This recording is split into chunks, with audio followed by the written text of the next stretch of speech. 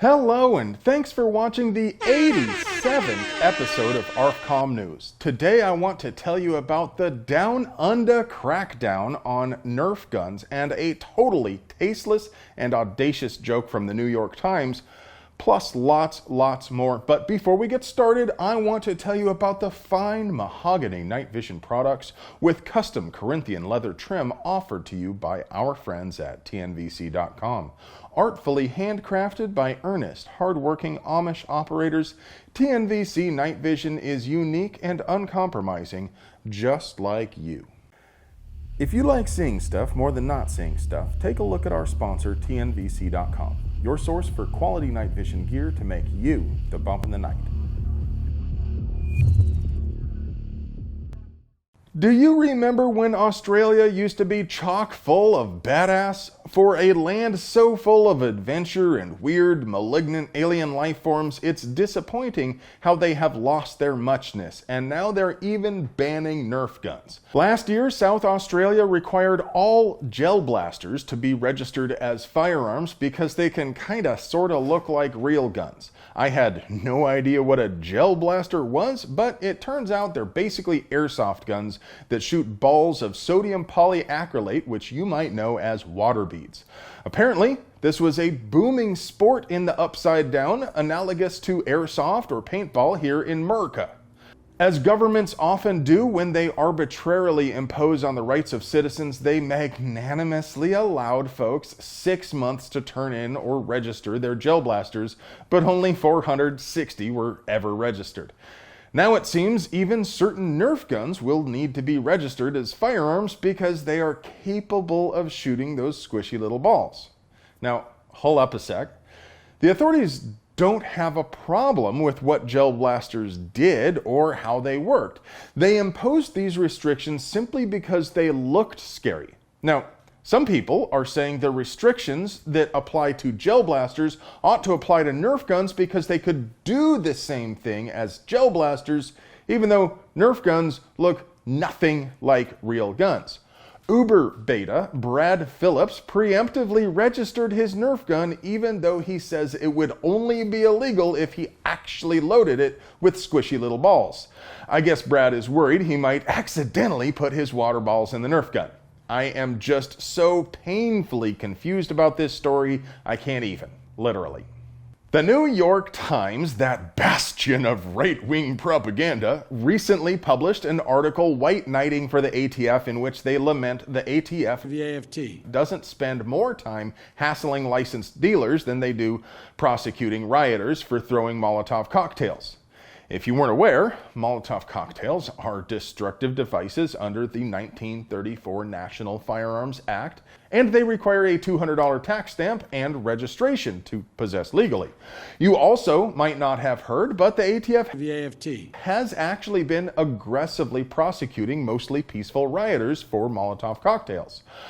I have argued we would have a lot less gun crime if the ATF spent more time prosecuting actual gun traffickers like MS-13 and the AB, and less time hassling licensed gun stores and smuggling guns to Mexican coke dealers. If they treated FFL holders like partners and prosecuted attempted straw sales and felons who lie on the 4473, if they did the hard police work of infiltrating gangs, investigating the thugs who traffic stolen guns, they would be a lot more effective at reducing actual crime. But the old gray biddy is more interested in propaganda and harassing legal gun owners than they are in actual harm reduction. It also seems they have taken to baiting gun owners with tasteless, low-class jokes. The same article flagrantly refers to David Chipman as fiery. Now, they've printed some pretty trashy stuff in the past, so I can't say I'm shocked. But it doesn't get much worse than poking fun at the untimely end of innocence at the hands of the federal government. Then they go on to campaign hard for Chipman's confirmation, never overtly mentioning his involvement with that fateful fire in Texas, and yet still managing to whine about how the incident tarnished the ATF's reputation. They also advocate strongly for digitization and indexing of Forms 4473 so they can be easily searched. In the 3,800-word article, the writers make no attempt whatsoever at even a veneer of impartiality. They include numerous quotes from control freak advocates, and the closest thing which by any stretch of the imagination be considered an opposing view is a quote from Joshua Powell described as a former top official at the NRA turned critic of its leadership, where Powell makes a lukewarm assertion that the Chipman nomination is controversial.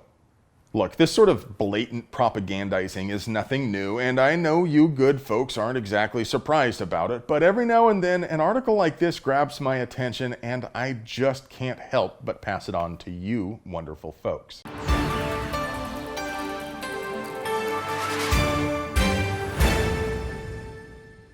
Industry news. The U.S. Army is buying new night vision devices called Enhanced Night Vision Goggle Binocular, or NVGB, or NVGB or something. Instead of green phosphor, it uses white, which has improved contrast. It also has real-time edge detection and integrates thermal imaging with the visible light amplification used in earlier generations of nods, which allow them to function in total darkness without the need to radiate IR, making the user visible to others using nods. Earlier versions of issued night vision for ground troops used only one image intensifier tube because they were less expensive, but single tubes removed the wearer's depth perception. The new NVGBs rock dual tubes and have the ability to flip one or both tubes out of the way so the wearer can use his own Mark I eyeball for certain tasks and to retain night adapted vision in one eye. They'll also have the ability to wirelessly stream video from weapon sights in order for the operator to fire around obstacles without exposing themselves to enemy fire.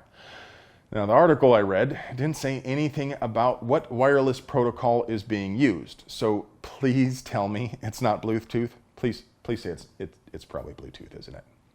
And that makes me wonder about the next generation of battlefield sensors. Modern soldiers are more likely than ever to radiate RF. I wonder if someday soldiers will wear augmented reality glasses which detect emanations across the entire electromagnetic spectrum, blending amplified visible light, IR, UV, radio frequency, and other sources into a homogeneous image. What would that look like?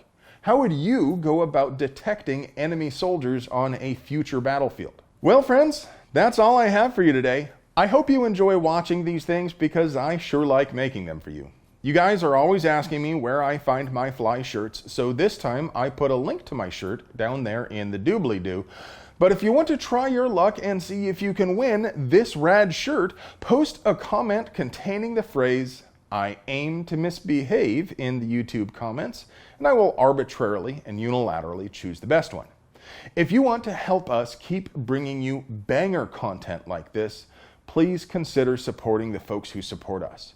Not only does TNVC.com give you night vision with that cool, refreshing, never bitter taste that goes down smooth, they also have lights, mounts, and all sorts of other gear to make you the bump in the night. I love you.